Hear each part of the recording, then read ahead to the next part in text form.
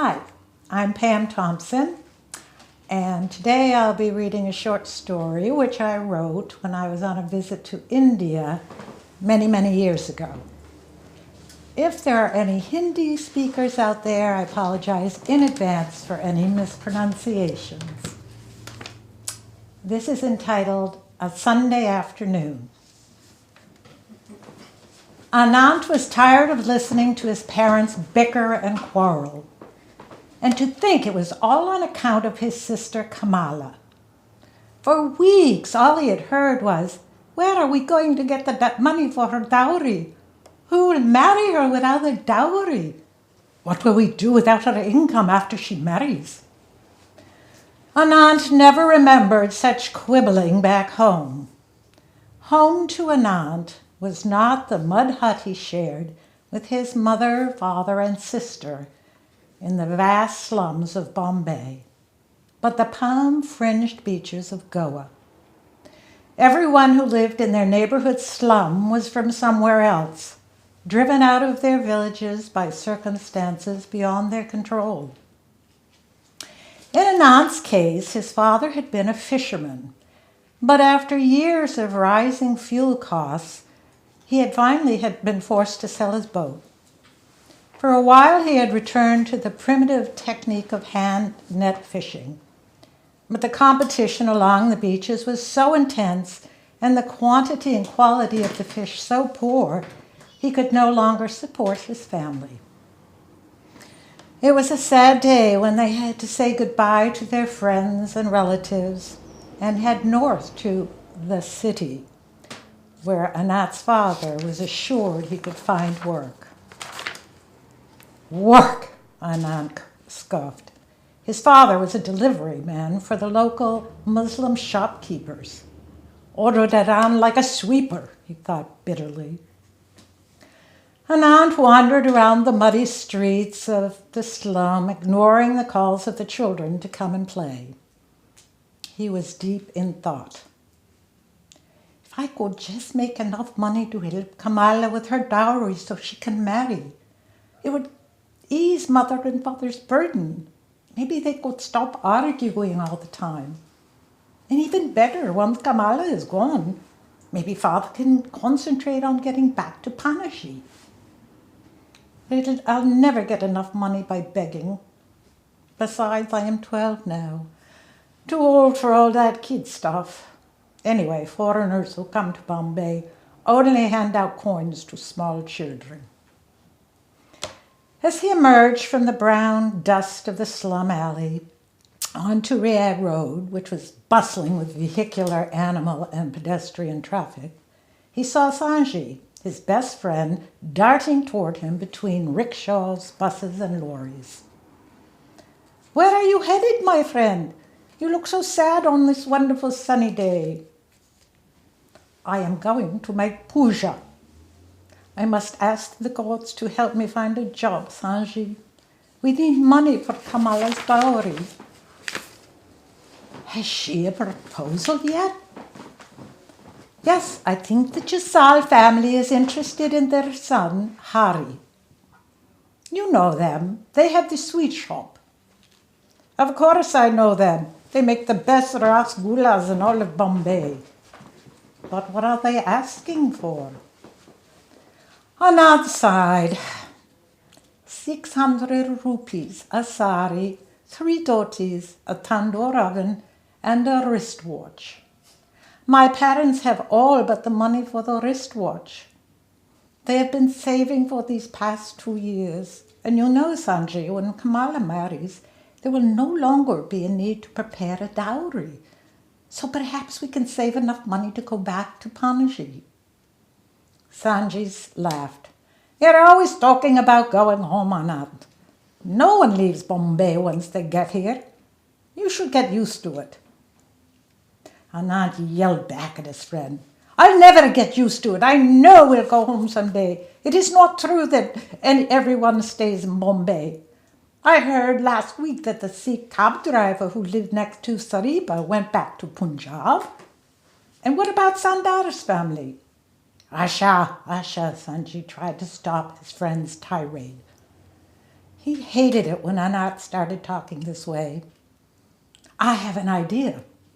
Let's go to Elefanta. There should be plenty of people there today, even some tourists. Maybe we can make a few rupees. I don't even have 10 rupees for the boat. How do you expect me to get there? Sanji grinned, put his hand into the pocket of his ragged jeans. Out came a crumpled 20-rupee note. I will pay for the tickets and you can pay me back out of the money you earn. Anant looked skeptical. Come on, Anant, he pleaded. It's a beautiful day. Surely it would also be a lucky day. And if you don't make any money, you'll have a better reason to make puja. Chalo. Sanjay grabbed Anat's arm and they ran into the street looking for a truck on which to hitch a ride to the harbor. A truck was always preferable to a city bus. If the police caught anyone clinging to the back fenders of a bus, they would be taken to detention. Besides, if the back of the truck were open, made for a much more comfortable, not to mention safer ride. It took the boys 45 minutes and 3 rides to arrive outside the Taj Mahal Hotel, which majestically greeted seagoing arrivals entering through the grand gateway of India. Anant and Sanji stood for a moment gazing at the ornate facade, with the chauffeured cars and taxis lined up in front. What lay beyond the front doors of the Taj Hotel was further away from the boys than their distant homes. Anant broke their reverie. Let's go. I don't want to have to wait for the next boat. They raced across the Apollo Bunder, crowded with Indian families on Sunday outings and tourists walking backwards, cameras to their eyes, trying to fit the mammoth archway into their tiny viewfinders. Most of the tourists had 2 or 3 small, ragged children tugging at their sleeves, so Annette and Sanji didn't bother to join the competition. They ran down the stone stairs of the dock and jumped into the small launch which was just pulling out into the harbor. The harbor was crowded with economy and deluxe launches, all ferrying people to and from the island. Elefanta was Bombay's most popular tourist attraction for Indians and foreigners alike. It boasted 4 rock-cut temples, thought to have been created between 450 and 750 AD, when the island was known as Garapuri, the fortress city. It was named Elefanta when the Portuguese arrived and saw the large stone elephant that stood near the landing place. The caves at the top of the long stairway contained sculpted panels relating to the life of Shiva. Every Hindu adult and child was familiar with these legends.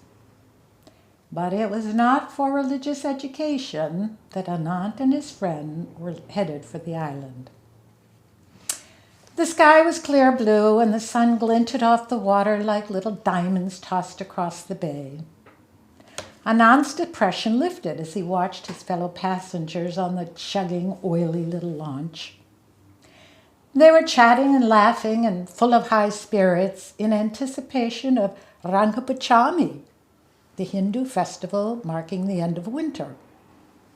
Anant recalled that it was especially exciting in Bombay because it was celebrated with exuberant dancing and singing.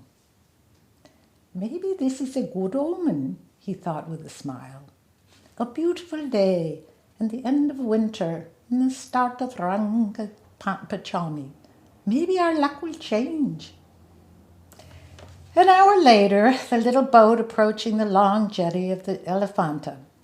Several of the larger deluxe launches were discharging their passengers into large wooden rowboats that were slowly poled to the jetty where the people could disembark. The tide was going out so that only the humblest standard launches with a shallow draft could pull directly up to the jetty.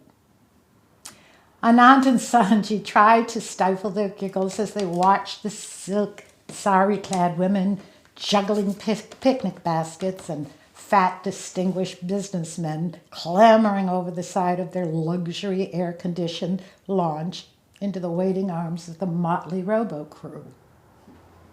Once the boys were on the jetty, however, their laughter stopped and they went to work in earnest. Hoping for tips, they offered a helping hand to all disembarking foreigners or elderly people, as well as their services as guides to the caves. They knew enough English to serve as passable guides, but they had to attract a client on the jetty before they reached the base of the stairway to the caves, for that was the domain of the official tour guides of Elephanta. If the boys trespassed on the guide's territory, they would be run off, or worse, beaten. For an hour or more, they ran up and down the jetty, greeting the incoming boats and assisting departing passengers. In that time, they had not secured one guided tour, but had earned about 20 rupees each. Soon, however, none of the launches were able to pull up to the jetty because the tide was at dead low, and 3 rowboats, overflowing with departing passengers being transferred to the waiting motor launch, were stuck fast in the mud. All work and all activity came to a complete standstill. The launches bobbed on the rippling water 300 feet from the end of the jetty, lined up like ducks in a shooting gallery. And the stone jetty, which was 500 feet long and only 10 feet wide, was quickly filling up with visitors ready to head home after a sun-filled Sunday picnic and spiritual rejuvenation on Elephanta. The boys listened to the growing consternation of the people around them. "The water has never been this low before. When will the boats be able to come and get us? I have to be back at 6 o'clock. What am I to do? How long before the boats come in? Can't something be done?" The boys were near the far end of the jetty where they had been working, and when Anat peered back to the land, he could see hundreds of people making their way down from the steep stairway from the caves and collecting in a mass at the head of the jetty, which was already packed to capacity. 6 feet below the people milling on the jetty was the polluted, oozing mud of Bombay Harbor. Anat and Sanjay sat among the dozens of sandaled feet and dangled their legs over the side of the jetty. "I hope no one starts a riot or we'll all end up in the mud. That would be a fine mess," Sanjay laughed as he envisioned the scene. Anat did not find any humor in the situation.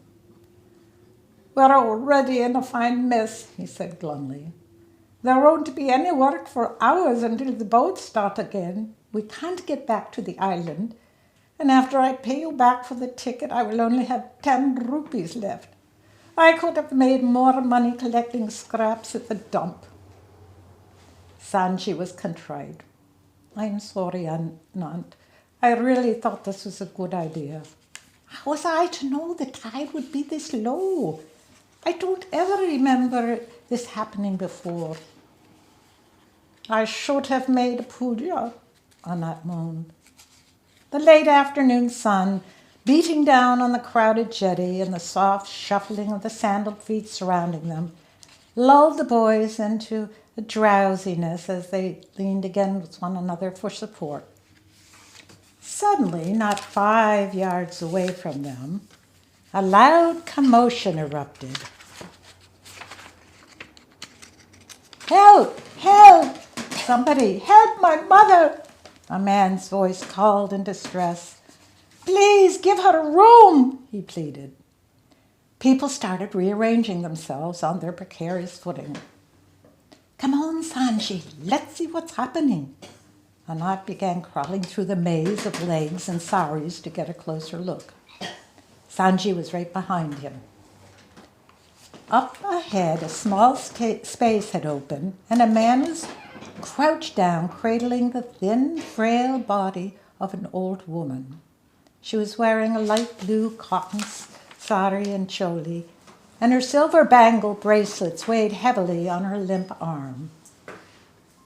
"Is she dead?" asked a voice. "No, she has fainted. We shall do something." "What can we do? We can't get to the boats and we can't get back on the island. We're trapped here." Voices around Anant clucked with advice and concern, but no one was able to do anything except Anant. He had seen a small skiff pulled up onto the island's beach. They could get the little boat up this far and lower the old woman into it. Then he and Sanji could push it across the mud to one of the waiting launches. Word was passed from person to person down the entire 500-foot length of the jetty. Anant climbed over the edge and let himself slowly down onto the thick brown mud. Fortunately, he only sank 1 or 2 inches. Within 5 minutes, he saw someone at the head of the jetty jump onto the beach and run to fetch the skiff. Anant watched the boat slither across the mud as its rope was passed from hand to hand. He shouted up progress reports to the people who were straining their necks to see what was happening. A great cheer rose from the crowd when it finally arrived. The old woman had regained consciousness, but still lay crumpled and moaning in her son's arms. Several people were fanning her with bits of paper. Sanji scrambled down the side of the jetty to join Anant in the boat. A dozen hands gently lowered the frail body to the waiting arms of the boys. "She's so light," Annette thought, and Sanji settled her into the bottom of the little boat. "Please be careful," begged the son. "She's not been well. Take care of her." "Don't worry, Sahib," Anand assured him. "We will see that she gets to the launch safely. The captain will look after her until you can join her." With much vocal encouragement from the crowd, the boys slowly pushed the skiff forward, slogging through the thick, oozing mud, which sucked at their feet with every step. It was slow going, but 50 feet beyond the jetty, they finally encountered gently lapping water and were able to float the skiff to the nearest launch. The captain and the cabin boy of the launch, alerted to the situation by the shouts and calls of the spectators, helped the boys get the woman into the launch and onto a bench. The captain wadded up some rags to place under her head. After the cabin boy had fetched some water for her and she assured them she was feeling better, Anand and Sanji made their way back to the little boat. When they reached the jetty, they were all hoisted up amongst cheers and congratulations, while helping hands started the skiff on its return journey back to the beach. The crowd parted enough to allow the woman's son to squeeze through and join the boys. He placed his hands together in front of his chest and bowed, his head in a gesture of respect. "Thank you for helping my mother. I am very grateful to you. I am sorry I have very little money on me to offer you for your kindness and bravery, but perhaps you will accept this token of my appreciation." In front of Anat's eyes dangled a bright gold watch. It seemed to Anat that his heart stopped for an instant. It was a miracle. But just as this thought was growing through his mind, he remembered that Sanjay too deserved a portion of the reward. Just then he felt a hand on his shoulder, and Sanji whispered into his ear, "The reward is yours, Anand. You take it, It can mark the beginning of your journey home.